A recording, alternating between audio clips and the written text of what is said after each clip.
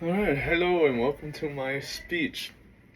I chose to do part 4 of our book, and there were 3 sections in that book, and I choose to do the one over conflict management. And the one I wanted specifically in that section was I looked at all the different types of family members you encounter into the workplace. Well, let me go ahead and explain to you that.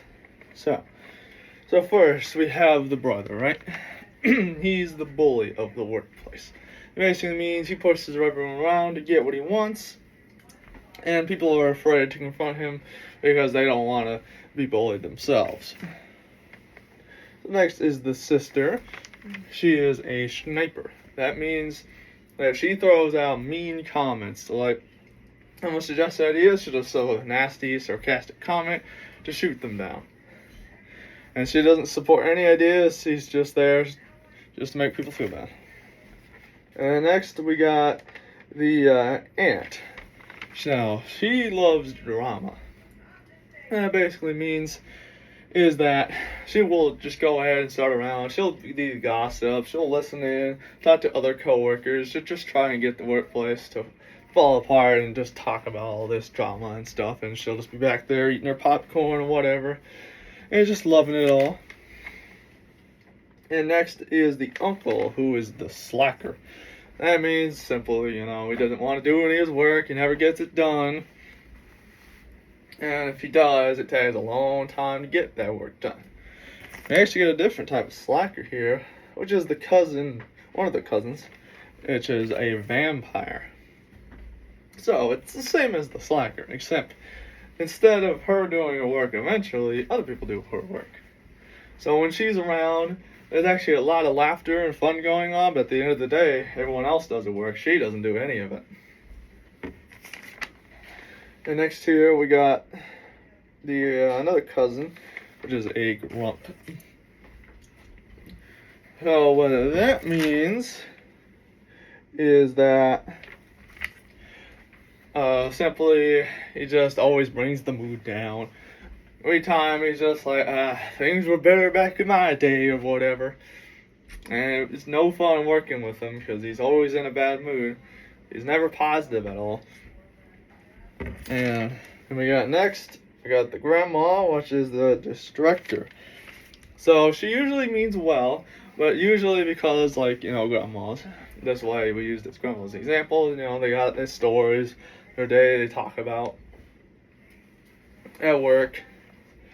And so that distracts everyone from their work, so then people don't get the work done.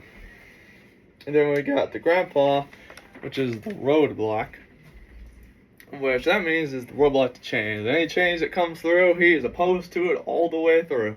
And once change does get through, he doesn't do his fair share. So, let's say you have to turn off your monitor every night, he doesn't do it, because he says, back in my day, we didn't have to do that. That's so much work.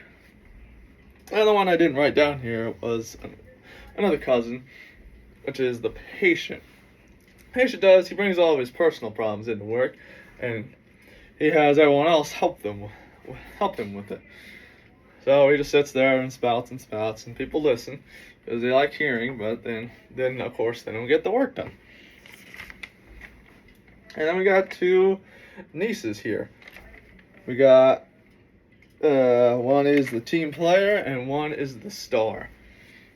So team player, obviously you know what a team player is. Make sure they all work together well, and does the work efficiently. All perfect standard worker. But then we got the other niece, which is the star. She shares all the same qualities as a team player, but she goes above and beyond her work and does extra and makes sure she's advancing her career. But the problem is, and why we have this huge group of families, is that all that extra work doesn't get them anything. All it does is get them even more work and a little price for it. So there's usually not many of those if the workplace doesn't support it. And also, these can be mixed. So, you could have someone who's a bully and a drama queen. It could be you. You could be one of these. And it's not gender specific. You could have a grandpa that's a distractor and a grandma that's a roadblock, for instance.